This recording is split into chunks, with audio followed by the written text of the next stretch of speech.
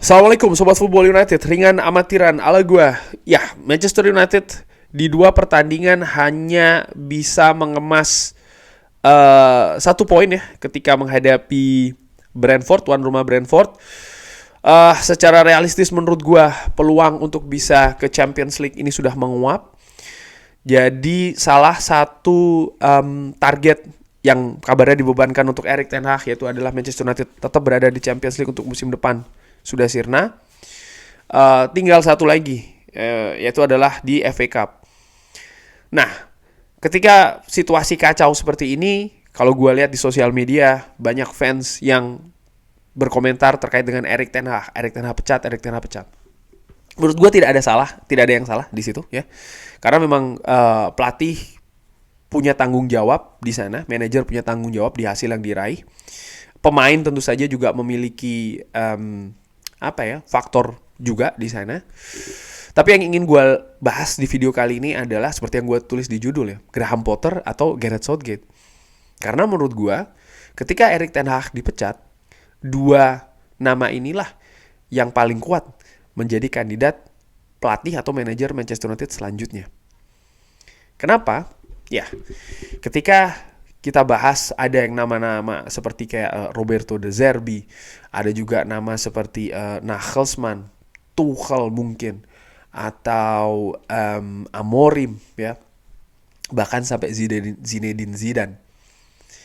Ada banyak nama, mungkin juga Antonio Conte masih disertakan di sana. Ya jelas ada banyak nama, tapi dari beberapa faktor, beberapa berita yang disebutkan belakangan ini, gua melihat ketika Erik ten Hag selesai, pilihannya ya dua ini, Graham Potter atau Gareth Southgate. Gua akan jelaskan di sini. Nomor satu, yang menentukan nasib dari Erik ten Hag adalah Ineos. Jean-Claude Blanc, ya kan, Sir Dave Braithwaite, tentu saja dengan Sir Jim Ratcliffe juga. Gua harapkan Dan Ashworth sudah ada di sana. Omar berada, tentu saja nanti akan ikut dalam keputusan tersebut. Apakah akan di keep, tetap dipertahankan sampai musim terakhirnya, atau diberi kesempatan sampai musim terakhirnya ya, atau akan diselesaikan di tengah jalan. Nah, ketika diselesaikan di tengah jalan, menurut gua Omar berada, Sir Dave Braithwaite dan juga Dan Ashworth, tiga sosok ini akan menjadi kunci penentuan siapa yang akan didatangkan. Nah, selain itu, jangan lupa dari sisi finansial itu juga harus dilihat. Ketika memecat Erik ten Hag, Manchester United harus membayar kompensasi yang kabarnya angkanya lumayan nih, 10 juta pounds ya. Berarti sekitar 13 juta euro, sekitar segituan angkanya. Ini bukan angka yang kecil bagi klub yang saat ini situasinya ketat dengan financial fair play. Terkait dengan situasi finansial dan juga financial fair play, Manchester United juga harus memperkuat skuadnya dong di musim panas nanti dengan menggelontorkan uang. Iya, ada kemungkinan Manchester United mendapatkan pemasukan dari penjualan pemain, tapi jangan lupa, biasanya Manchester United ketika menjual pemain, angkanya jatuh. Artinya, belum pasti juga dengan penjualan itu Manchester United bisa meningkatkan secara signifikan, sekali lagi ya, meningkatkan secara signifikan situasi kelonggaran di financial fair play sehingga mereka, klub ini bisa lebih bergerak bebas. Artinya gue melihat masih ada masih ada hal yang sangat ketat lah terkait dengan financial fair play di sana. Oke. Ini memecat Erik ten Hag. Lalu ketika Manchester United akan mendatangkan manajer baru yang masih terikat kontrak dengan klub lain, maka akan ada kompensasi yang harus dibayarkan ke klub tersebut. Iya dong, tidak mungkin tidak ya kan. Dan situasinya saat ini terkait dengan membayar kompensasi, Manchester United sedang dalam situasi yang rumit. Dan Ashworth, Jason Wilcox, dua pilar manajemen ini belum bisa didatangkan di Old Trafford yang targetnya sebelum musim panas ya kan sudah ada di Manchester United. Kenapa?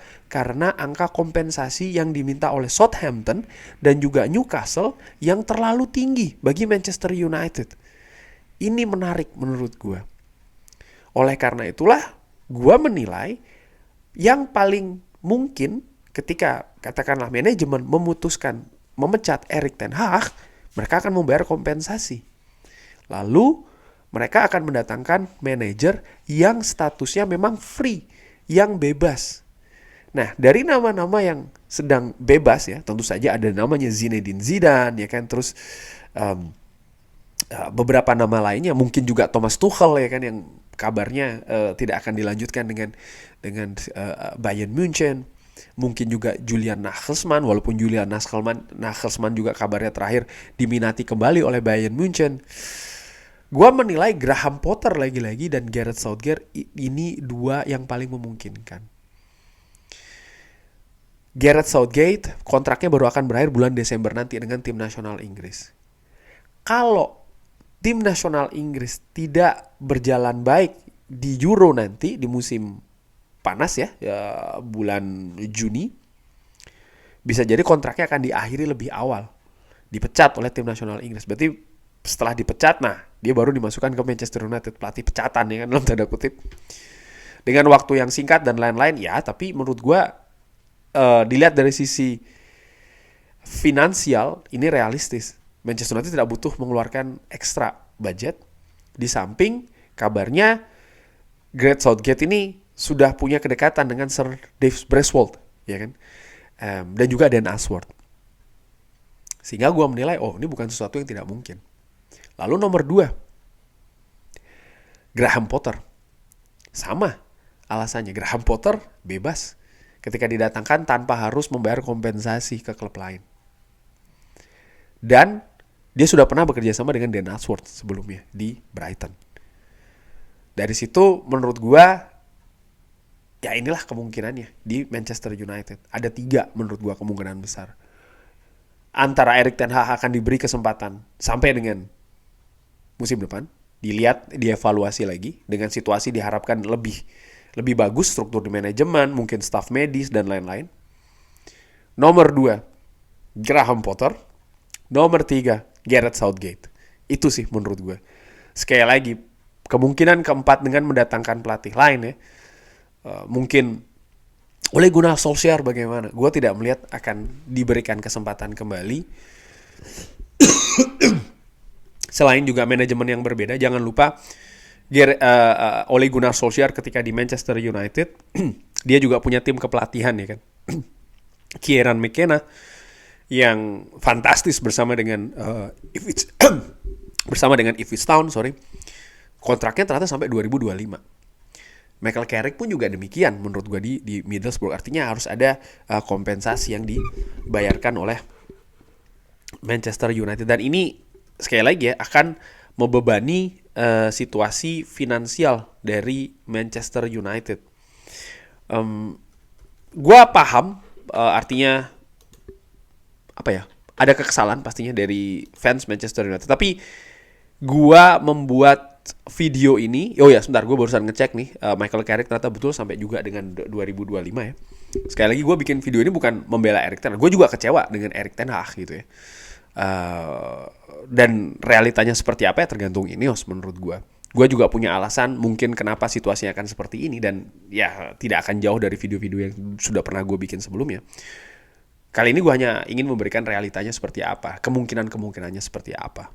Kurang lebih demikian sih menurut gue. Tapi bagaimana menurut Sobat Football United? Ada yang dipilih? Silahkan drop di kolom komen. Terima kasih sudah menyaksikan. Jangan lupa like, subscribe. Assalamualaikum warahmatullahi wabarakatuh.